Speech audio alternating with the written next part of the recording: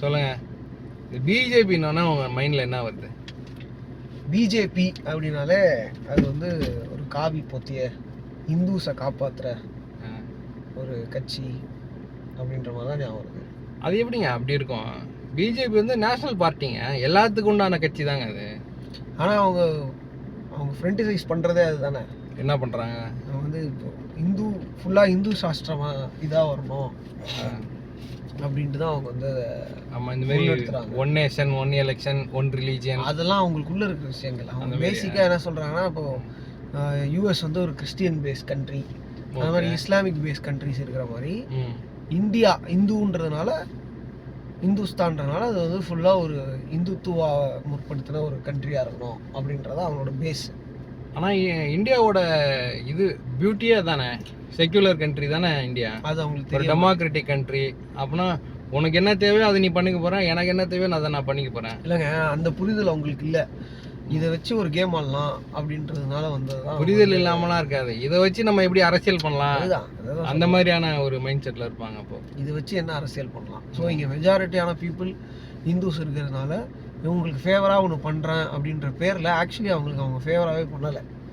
அவங்க மெயினாக ஆப்போனண்ட்டே வந்து ஃபார் இந்துஸ் தான். அவங்க வந்து என்ன சொல்கிறீங்க? ஆமாங்க, முஸ்லீம்ஸ்க்கோ. ஆனால் ஏன் வந்து மக்கள் அப்படி நினைக்கிறாங்க? இல்லை, மக்கள் அப்படி நினைக்கல. அதான் சொல்கிறல, இப்போ ஒரு 10 பேரில் வந்து 8 பேர் இந்துஸ் இருக்காங்க, ஒருத்தன் கிறிஸ்டியன், ஒருத்தன் இந்து இருக்கான், ஒருத்தன் முஸ்லீம் இருக்கான். அப்படின்னா இந்த 8 பேர் என்ன நினைக்கிறாங்களோ அதுதானே அந்த 10 பேர்கிட்டயும் நடக்கும், மெஜாரிட்டி. ஸோ அந்த மெஜாரிட்டியை பேஸ் பண்ணி தான் இவங்க உள்ளே வராங்க. இவங்க மற்ற இணக்கமாக தான் இருக்காங்க எல்லாரையும். பட் இவன் என்ன பண்ணுறான், அப்படிலாம் கிடையாது.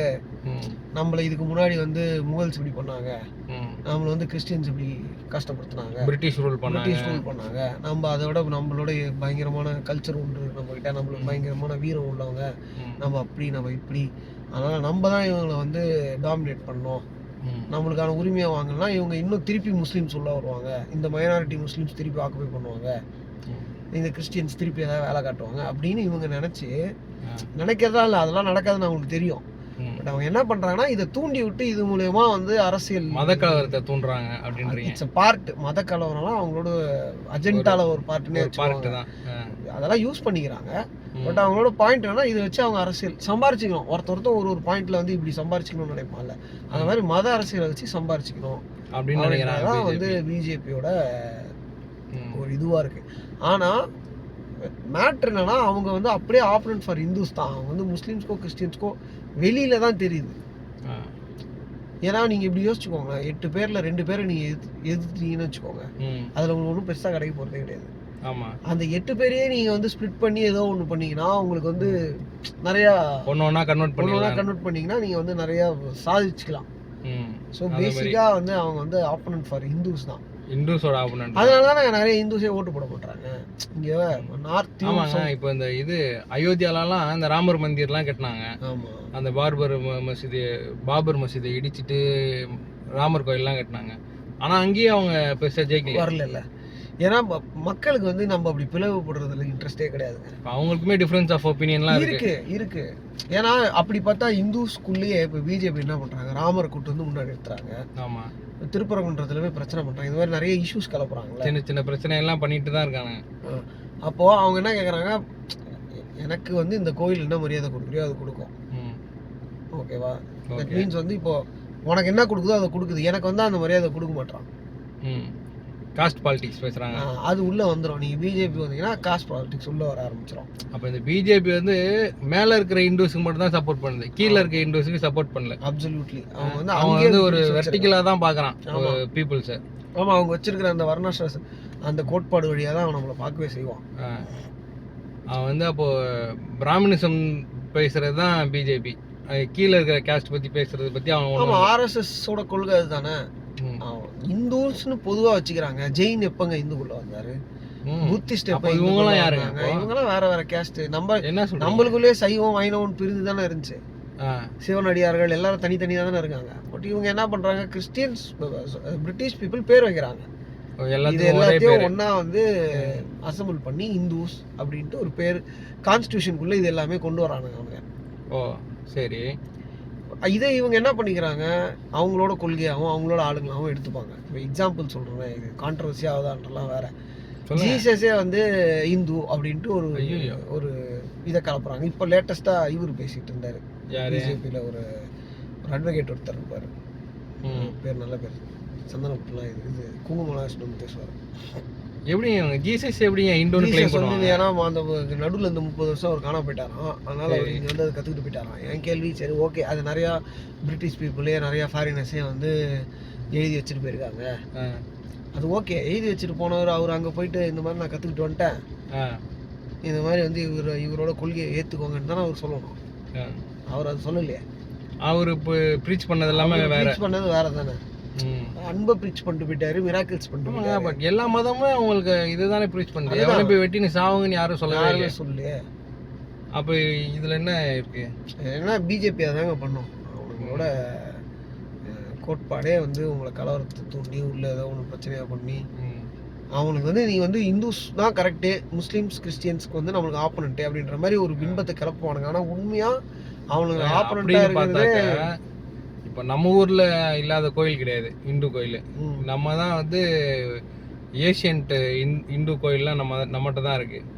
அவ்வளோ இந்துஸ் இருக்கும்போது இங்கேயே ஒன்றும் பெருசாக பண்ண முடியாது. ஏன்னா நம்ம வந்து கொஞ்சம் முற்போக்கா சிந்திக்கிற ஆட்களாக இருக்காங்க. ஏன்னா இங்கே பெரியார் முன்னாடி வந்துட்டாரு.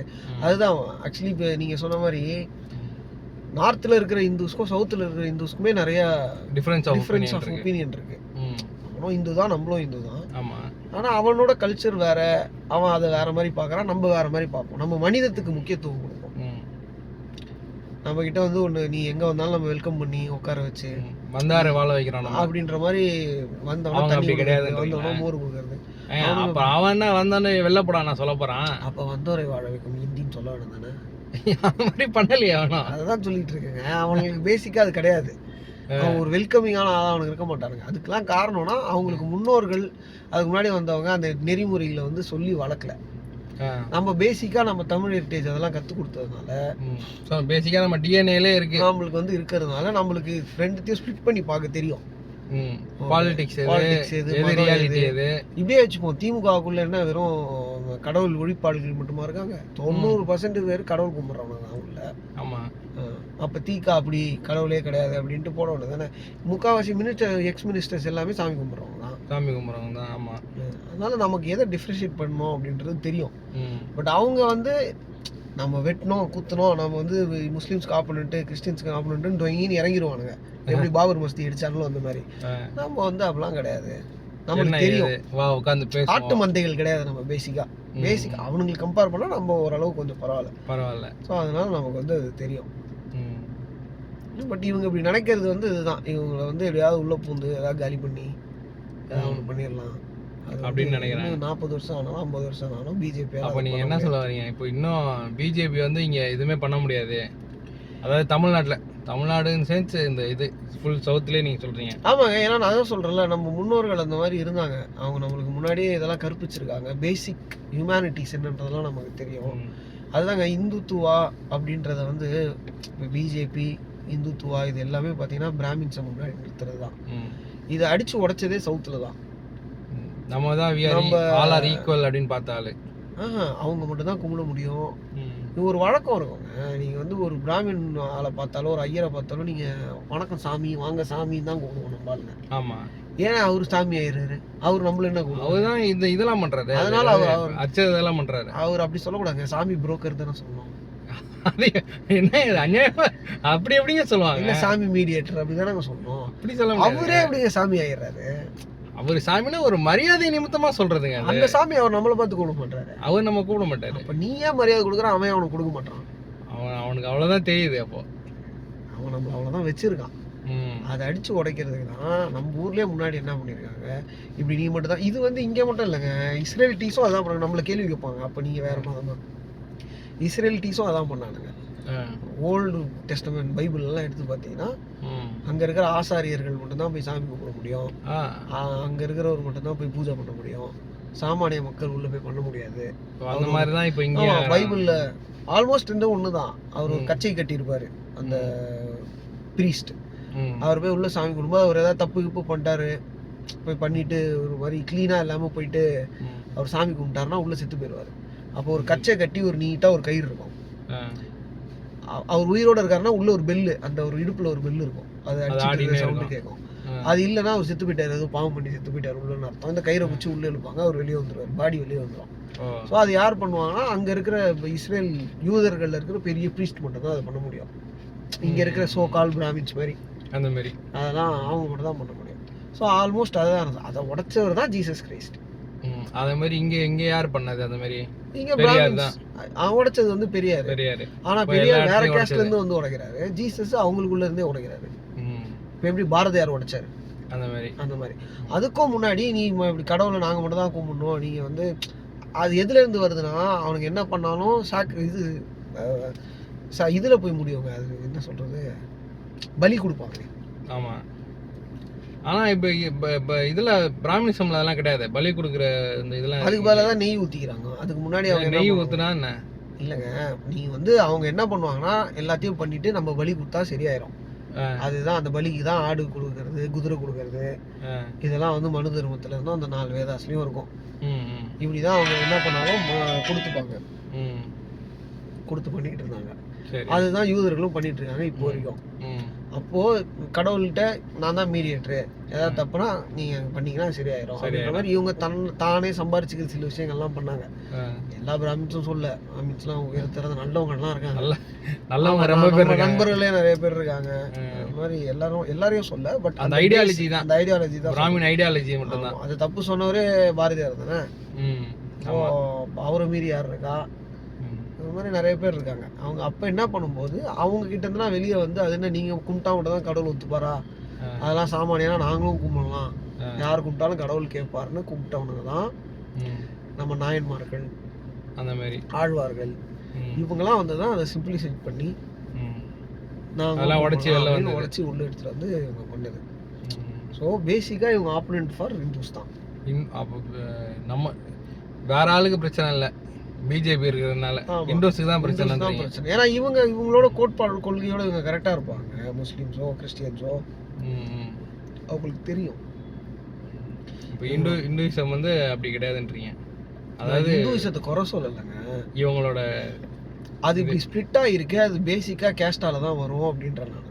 அப்போ அந்த கேஸ்ட் போயிடுச்சுன்னா மோஸ்ட்லி கேஸ்ட் போயிடுச்சுன்னா இருக்கு எதுவுமே இருக்காது, எதுவுமே இருக்காது. ஆனால் நீ இந்துயிசம்னு எடுத்தாலே அதுக்குள்ளே தானே வருவீங்க. ஒருத்தனையும் இன்னொருத்தனுக்கும் பாகுபாடு இருக்கு, குலத்தால அப்படின்னு தானே கொண்டு வராங்க. செய்யற வேலையால என்னையும் வந்து பிரிக்கிறான்றது ஒண்ணு இருக்குல்ல.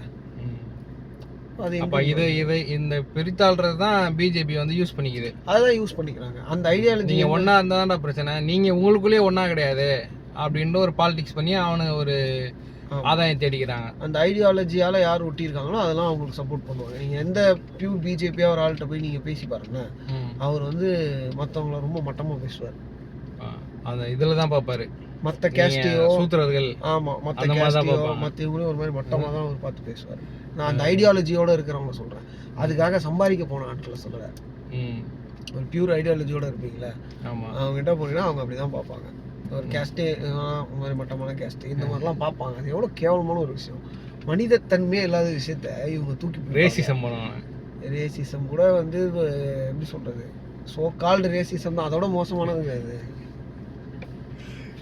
அதனாலதான் இதை அழிக்கணும்னு பேசிட்டு இருக்காங்க. என்ன சொல்ல வரீங்க? பார்த்து ஓட் பண்ணுங்க. ஓட்டெல்லாம் போட்டு முடிச்சாச்சு, பிஜேபிலாம் வராது. இன்னும் இருக்காங்க, டைம் இருக்கு. ஒட்டுமொத்த இந்தியாவுக்கே இவங்க தான், அவங்க தானே இருக்காங்க. அது நம்ம இந்தியாவை எப்படிங்க திருத்த முடியும்? நம்ம யாரையும் திருத்த முடியாது. அவங்க அந்த ஐடியாலஜி ஒத்து போய் தானே நாட்டில் அவ்வளோ பேர் ஓட்டு போட்டிருக்காங்க. ஆமாம்,